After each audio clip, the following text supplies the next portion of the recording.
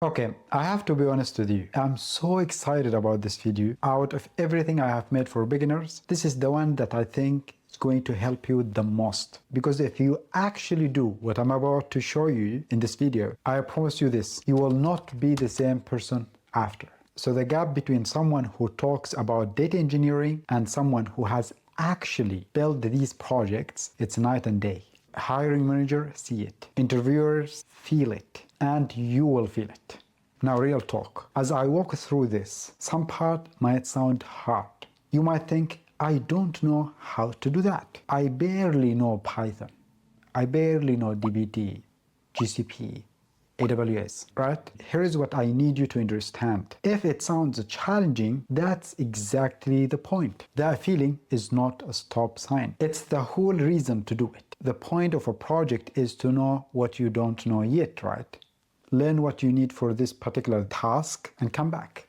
Keep going, piece by piece. That's the process working. Instead of dedicating a few weeks to learn the whole platform and you end up using nothing about it, you can learn the thing that you really need at this time to implement this particular task in this giant project. That's the plan. One big thing before we start, I'm going to use Google Cloud in these examples. But listen, these projects are cloud agnostic. And my main goal of these projects is not to teach you a platform or a tool. Even though it's a great way to learn these tools or a platform, my goal is for you to understand data engineering itself, how data moves from A to B, end to end, in the right order, to answer real business questions. That understanding alone works in any platform, in any cloud, in any tool. Tools comes and go, tools keep changing, platforms keep changing, but understanding the concept, how data move from A to B, is the main goal of these projects. But I promise you, you will understand a lot and you will learn a lot of important tools, platforms, concepts along the process. So as I mentioned before, to make explaining of this project clearer, I need to take one of the cloud platform, as we are going to build everything on top of one of the cloud platforms. So I took GCP, Google Cloud, as an example here, so it can be clearer for you. As I name a Google service, I will give you the equivalent on AWS and Azure too, so it becomes very easy for you if you are familiar with another cloud platform. For example, if I say Google Cloud Storage, that's S3 on AWS, or Blob Storage on Azure. Same idea, different level. So pick whatever cloud you like. The concepts don't change. Don't get stuck on the tool. Focus on the flow. So we have two projects today, batch pipeline, then a streaming pipeline. For each, I will give you the tools, the concepts, and exactly how to start. Without any further ado, let's get started. So as I promised, here is your cheat code so you never feel locked in. Every service I mentioned has a twin on the other clouds. We all know that, right? So let's get started. Storage, the landing zone. For example, Google Cloud Storage, it's equivalent to AWS S3. Also, it's equivalent to Azure Blob Storage. Warehouse, where SQL lives, where our data lives, data warehouse. I'm going to mention BigQuery. So the equivalent to it is AWS Redshift or Athena, and in Azure we have Synapse, right? And of course, Snowflake and Databricks work across all of them. For streaming, for the second project, I'm going to mention Google PubSub, which we have AWS Kinesis. Also for Azure, we have Azure Event Hubs. You know better if you are familiar with AWS or Azure. In terms of the transformation part, I'm going to mention dbt. dbt works everywhere. On Google, you also have Dataform, which is Google's built-in dbt style SQL tool. The same idea, but I prefer to use dbt. In terms of the dashboard, we have a Looker Studio in Google only. We have Power BI is cloud agnostic. Of course, you can connect it to anything, which is a great default tool. You can use Power BI, you can use ClickSense, Tableau, whatever the tool that you are familiar with. AWS also has QuickSight as its native option, similar to Looker Studio for Google Cloud. In terms of the orchestration, for the sake of simplicity, we can use GitHub Actions for simple scheduling. Of course, we have Airflow as the heavier one. It's optional in this project. We all know it's the industry standard tool. Don't memorize this. Just, whatever cloud you are on, these building blocks exist. Now, let's build. Project number one, I named this project E-commerce Sales Analytics Pipeline. This is your foundation. It proves you can build a modern batch pipeline end to end, clean, scheduled, and trustworthy. Let me give you a helicopter view first, and then we dive into the steps that you need to know to implement this project. Okay, first we'll start with API or CSV, which is the data, the raw data that we have. These data are going to be extracted from the source. I'm going to show you in step 1 when we go through it, but this is the overview.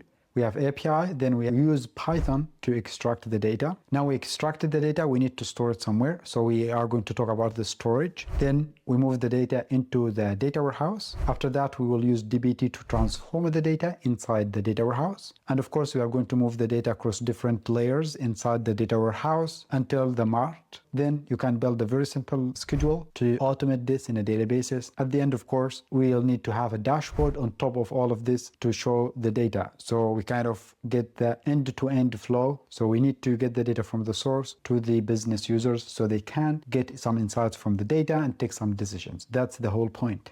So before you start, let me give you an overview of project 1, what you are going to learn, what are the tools that you are going to use. The tools here, again, Google's examples. You can map it based on what we just talked about it. So we are going to use Python, cloud storage. We have then BigQuery. Of course, we have for the transformation, we are going to use dbt or Dataform.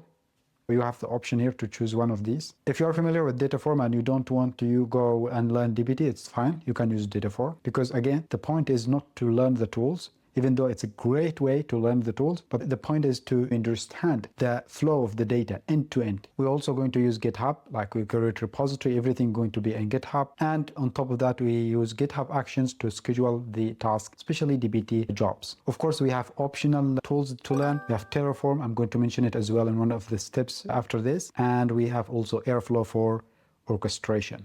So this is optional. I don't want to make it very complex for you. Let me explain the concept that you will understand after implementing this project. The extraction, raw to stage to mart layer. When you extract the data, moving data from different layers, like first to the raw data, then you get the data into your data warehouse, for example, BigQuery, Redshift, whatever, and then we move data inside the data warehouse. The whole process, you are going to understand it. One of the concepts that you understand, you need to implement data testing, scheduling, and documentation. So you will walk away from this project knowing how to turn raw data into a clean, tested, scheduled, business-ready pipeline on any cloud. It doesn't really matter here, if you really understand the core concept of it. So the lesson of this project, especially if you're a beginner, you learn each tool the moment you need it. Basically, you learn tools by building. If one of the steps looks hard, that's the step worth doing, right? There is no single right way. Now let's get started and dive deep into each step, how you are going to implement this project if you are really serious to work in this project. I have few steps here. Step 1. First question, where do you actually get the data? Don't worry, I got you. There is 3 options. Option A free Google CSV. Basically, you can go into the website. I'll put the link in the description. Just search online retail and you will get the data straight away. You can download it very easily from Google. That's one. Option B, a free open API like Fake Store API or dummy JSON. You can do that using Python. Option C, generate it yourself with the help of Python Faker or with the help of AI, ChatGPT or any other tools. But I recommend use Python as it's going to help you generate a lot of data. But with AI tools, they will stop at few records. They will not generate thousands of records. But you can do that using a library or package called Faker. If you have never heard about it, if you've never used it, this is a good chance to use it and explore how you're going to generate data for yourself. Try it. So we have 3 options here. If this is the first time and you have no idea about it, I recommend to go with option A as it's very easy. Just download the CSV file from Kaggle. So you can search for online retail and then you can download that easily. Now we go into the interesting stuff. That's the data. Easy. You have 3 options. You are free to pick any one. Now the second step is extract with Python. Let me help you understand what I mean. So as mentioned before, if you are going to use Kaggle CSV, the file that you downloaded online, basically you need to download it, right? You download it to your own computer and then you need to write a Python script that's going to read it from your local folder and upload it into the storage, into cloud storage. The download is a manual step. It's fine. You'll run this job yourself because the file is stored in your machine, right? This step is totally fine for learning. But the thing is this, it's not going to be automated after that. Like when we come to the orchestration, we will not be able to automate this step as the file is downloaded manually into your machine, right? So basically we can't really automate things linked to your machine. We can only automate things that is online. You don't need to automate this step. So basically you can run it manually, push the data, run Python script that you have written, and then upload the file into the cloud storage that you chose, for example, Google Cloud Storage. So my tip for you is start with the CSV file that you downloaded. You can actually switch to API later if you want full automation. And if you think, I can't write that script yet, how I'm going to write a Python script to do all of this, to get the data from my machine, upload it into Google Cloud Storage, or read the data from API to Google Cloud Storage. I have no idea how to do that. Guess what? That's great, because that's the project doing its job, right? It's supposed to be this way. So what you do, you search how to read CSV in Python, or how to call an API using Python. Adapt it, get the answer, and done. That's how every engineer works, including me. That's what I do. If I have a task that I don't know, I search, try to figure it out, get the answer, try it out, fix the errors that I get, back and forth, get it done. That's it. You learn. That's the whole point. Let's move to step 3. We are moving ahead now. We're almost there. We need to land the data in one of the cloud storage, right? Google Cloud Storage in our case. So your script uploads the raw data into cloud storage, which is your landing zone. On Google, that's a storage bucket. On AWS, it's a 3. On Azure, it's a blob. Just upload the data there and keep it there, and then start working to the next steps. Let's move on. Step number 4, load the data into the data warehouse. BigQuery in my example. Now you have raw data you can query with SQL. And that's step 4. Let's move to step 5. Transform and make it trustworthy with dbt. This is a big step. It's going to help you learn a lot of things. Of course, other steps are very important as well, but this step is in another level where you will need to learn dbt, especially if you have no idea what is dbt. Now with dbt, you are going to build 3 layers. First, the raw. You just get the data from the storage into this dataset raw, right? Store it as a table there. Then you will create a new dataset called the stage, just another layer to clean the data. And then we will have mart, which is the final layer where we get the data as ready, transformed, and ready to be used by the business or by the BI tool. But don't stop at moving data. Don't just move the data and transform it quickly. Prove it can be trusted. This is the part that makes you look senior. So we will add dbt tests. Check that key IDs are unique and never empty, that totals are never negatives. For example, if you are going to calculate number of orders for each day, so you need to make sure that we don't have nulls values there. You need to make sure the uniqueness of the data. So now you are proving the data is correct, not just present. And documentation, of course, this can be done easily with dbt auto-generate. Basically, dbt can auto-generate docs for every table and column. Just turn it on, add the data contracts, build your schema, build the documentation, the description of the columns, all of this. And of course, for your own project, write a clear README, like to explain the whole project, what this project is, how to navigate across it, etc. And always remember, a documented, tested pipeline beats a fancy, undocumented one every time. This is how real pipeline work. Now we have a step 6, schedule it, which is orchestration. So basically what turns a script into a pipeline is that it runs on its own. As mentioned before, we are going to use GitHub Actions. It has a built-in scheduler to run your dbt models every morning at 6 a.m. That works. We don't need a fancy tool. We don't need Airflow for now. Of course, it's optional for you. If you have time, you can implement that, but definitely you can do this fully using GitHub Actions. Of course, if you took the API path, you can automate the whole process. If you download the CSV file from Kaggle, you can just run that step, which is upload the data into Google Cloud Storage, and then you can automate dbt jobs using GitHub Actions. And we have last step, which is easy step, but still important, which is the observability plus the dashboard. So observability just means, can you tell when something breaks and why? You can implement that by adding logging into your script. Let your dbt test catch bad data. Then of course we connect the dashboard. Looker Studio on Google or Power BI if you want cloud agnostic option that connects anywhere, right? And you can connect this dashboard to the data, build the dashboard, and you are done. There is another tool which is Terraform if you want to define your cloud setup as code, because Basically, you create tables, you create buckets, you create data sets, right? We created that manually in the beginning. When you go into Google Cloud Storage, you create a bucket there. You need to create a place where you are going to upload the file, right? The creation of that bucket need to be done via code. You write a piece of code that's going to create that for you and push this code into GitHub. That's the whole point of Terraform. If you have time after this, this is optional, but it's a game changer for you. It's very common. Infrastructure as a code. So you can automate that. Instead of clicking buttons, you can duplicate this environment in any other project in GCP. So it's a fantastic tool for automation and very nice to show in your CV. But again, it's optional for you, especially if you are a beginner. So I recommend skip it until the rest of the things works. Let's prioritize all the other steps that we talked about earlier. That's the whole project. Now, before we move to the next project, let me clear some doubts that you might have right now. First one, do I have to use Google Cloud? The answer, not at all. Use AWS or Azure if you prefer, it's fine.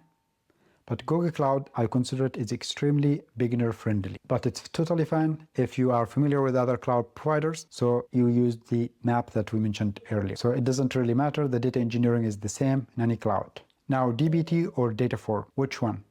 Either. dbt works on every cloud and is the most popular. Dataform is a cloud built-in kind of dbt style tool. Dataform is very handy if you are staying on Google Cloud. It's the same concept as dbt, but if you are not staying on Google Cloud and you have no idea about both tools, I recommend to learn dbt. Do I really need Terraform and Airflow? No, not at all. Both are optional bonuses for this project. Consider them as bonuses. You have the freedom to add them into the project. GitHub Actions is enough to cover the scheduling, and navigating and clicking through the console is fine instead of Terraform. We don't need to automate that process. You can add them later to stand out. Don't let them block you from finishing. You might also have another doubt. Is there one correct way to do this project? And the answer, of course, no. This is important. There are many valid ways. Again, the point is not the exact tool. The point is not the platform. The point is moving data from A to B in the right order, cleaned and trusted, answering a business question. That's the whole point. So this project proves you can build a modern, trusted, automated batch pipeline on any cloud. Now it's time to move to the second project. The streaming pipeline. Project 2 is where you stand out. The real-time event tracking pipeline. So batch data basically means getting a report at the end of the day. Streaming data is like watching events happen live. The pipeline of this project is going to be like this. We'll have event producer, then we move to PubSub. Again, we are using here Google Cloud. That's why I mentioned PubSub. It's integrated with BigQuery as well, so it's extremely easy to build the pipeline here from PubSub without writing any code. Of course, then you will use dbt again inside BigQuery to transform the data around and move the data from the raw to staged to mart. On top of that, a quick question for you. Do we need a schedule here? Definitely we will need a schedule for dbt jobs, but we don't need a schedule for the streaming because it's a streaming, it's running every second, right? So we don't need schedule for that particular job, but we will need a schedule for dbt jobs to clean the data inside Google BigQuery. And of course, finally, we will have a dashboard that reads data from the mart layer, the same as we did for project 1. Let's talk about the tools that we're going to use and what are the lessons that we're going to learn from this project. The tools, again, we'll use Google as an example here. So we'll use Python, we'll use Faker, which is again Python library to generate fake data. We'll use PubSub for streaming. Of course, if you are in AWS, you can use Kinesis. If you're in Azure, you can use Event Hub. Then again, of course, as we are working with data, we need to use BigQuery, dbt or Dataform for transformation, GitHub Actions for orchestration, and of course, GitHub in general to push our code into it.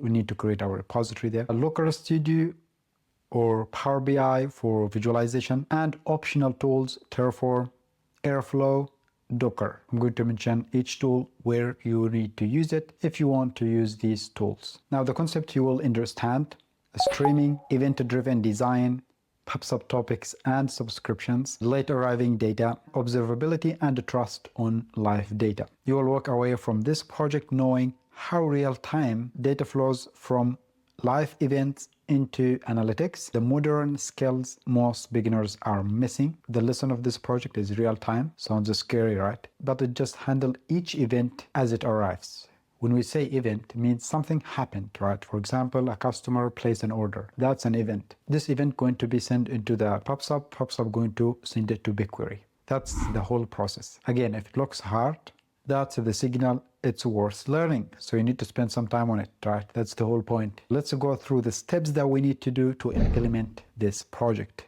Now, step one, where does the streaming data come from? The answer is you make it. Let me show you how. You don't need a real project. You don't need a real website. You don't need a real system to generate data. You don't need sensors to generate data every milliseconds. It's fine. You can generate the events yourself. A small Python code can do that for you. You can create a loop, creating one fake event every second. For example, user with ID 123 clicked product with ID 57. You can use faker library. You can use whatever the data that you want, clicks, sign-ups, payments, placing orders, products, etc. You can actually fake a whole system to generate data using the library faker, few loops, and you'll be able to stream the data. That's step one. We create Python code to stream the data. Now, this code can be automated and can be created in different ways. You can run it in your machine, but in that case, you will need to run it in your machine manually. If you want to make it streaming, really streaming, you can actually use Docker. You can package this code in an image. If you have no idea about Docker, no idea about image, no idea where are you going to deploy this, it's a very easy concept, but you learn it. Now you need to learn what is this Docker, how you are going to package this code. But for you, just to not really make it complicated, it's optional. You don't need to do this. But generally speaking, actually, it's the same code that you're going to write it with Python, but it just on top of it, you need to add extra file to package it as a Docker image. And then you put this image and deploy it somewhere so it can run all the time. That's if you want this case. Because it's streaming, basically, you can put it this way. But for the sake of simplicity for this project, we will just stick with simple Python code that you can run it manually on, just run a for loop, then you can stop it yourself after some time. Now you generate the data, right? We understand that is step one. Step two is send event to PubSub, right? Because that script that you created in step one need to push this data that's been generated, the fake data, into PubSub, right? That's the point. So basically you create Python code that pushed this fake data into PubSub. If you don't know, this is the problem. You need to figure it out how to do it. When you do that, you will understand PubSub, you will understand how to create the topic subscriptions and build the integration PubSub to BigQuery. You don't need to write any code in this step from PubSub to BigQuery. It's already built in. It's native. It's extremely easy. You can do it in a few minutes. You build the connection between PubSub into BigQuery. You can create PubSub topic subscriptions and link with your code, so your code can push the data into your topic that you created with PubSub. If it doesn't make sense, just look into PubSub, search how to push data using Python code, how to create data, how to push fake data into your PubSub topic, and you will get the answer. That's step two. Step three, create events into the warehouse. As we kind of almost covered it with step two, actually. Basically, once you push the data into PubSub, you need to, because our end goal is to get the data into the data warehouse, into BigQuery, right? As mentioned, we already have a built-in connector from PubSub to Google BigQuery, so you don't need to write any code there, just a configuration. But there is another way that is very common as well. You can use something in the middle to push the data from PubSub to BigQuery. You can use Dataflow, which is a processing service to process the data if you want to clean the data before storing the data in Google BigQuery. If you want that process, you have the options to use Google Dataflow, or you can use Google Cloud Function, where it can be triggered by event. Once the data arrives into PubSub, the function that you build will be triggered automatically and clean the data, maybe remove some sensitive data on it, and then store it into BigQuery. So you can build this. But again, we don't need it for this particular project, but for your information, in case if in the future you want to process the data, you want to clean the data before storing it in your data warehouse, in BigQuery in our case, we need to use another service to clean the data before we store it. So again, the question here, when would you add a cloud function or data flow? Only if you need customer processing before the data lands, reshaping or enriching each event in flight. So you can do it as next level for you if you want to explore. It's optional for you. Let's move on to step number 4. We have late arriving data. Basically, events don't always arrive in order. For our case, it doesn't really matter if they arrive in order or not, because the whole data is fake, right? But it's good to notice this It's important because most of the time, when events, when we have real time, when we have streaming data, sometimes we care about the order of the data. And in real world scenarios, we don't get them in order because sometimes we get network connection issues. So events come in different orders. To resolve that, we attach timestamp with the events. For example, if we are sending particular data for a specific customer that placed this order, so instead of sending the data with our time, we need to attach the timestamp as well when this event happened. So if it reached our data warehouse late, so we can order based on that timestamp, so that help us order the data eventually once the data reach our data warehouse. So ignore it for now, but it's good to know the late arriving data. There is also one important thing, dead letters. You can search about it here, so it can be very helpful to fetch the errors that we get along the way when the data stream running. So step 5, transform, trust, and schedule. Just like project 1, we use dbt or data form to shape the raw events into clean table. And of course, we'll add dbt tests, so bad data or duplicates get caught. And of course, we document our models. We don't need to schedule the events because they are streaming in on their own, but we will need to schedule dbt jobs using GitHub Action as we did before. Of course, Airflow is optional here as well. Step number 6, observability plus dashboard, the same as the project 1. Streaming moves fast, so watch your PubSub subscription backlog. Sometimes the messages stuck on PubSub are not pushed into the warehouse, so they are not being processed. So you need to be aware of that. You need to check the dashboard, see if you have any errors. You can also build alerts, which is built in Google Cloud. They have alerts built in, so you can actually set them up. If something happened, you get notified. And of course, we need the dashboard for the data itself. Again, we can use Power BI or Looker Studio. So basically, the conclusion of this dashboard to show the data in real time. And then you have the monitoring alerts set up already, so you can answer if your pipeline is healthy or not. You'll be notified if some errors happen, all of this. So this is a very important step to keep the pipeline running and give it like a proper structure to monitoring it on a daily basis.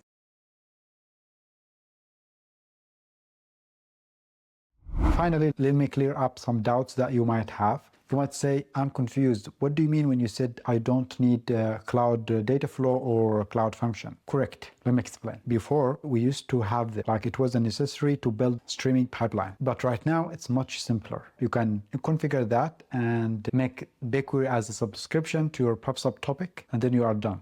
So the data flows directly from PubSub into BigQuery without adding extra service. Of course, it's still optional. You can use that if you want to transform the data between the layers. You still use it. We are repeating things just to help you get the point.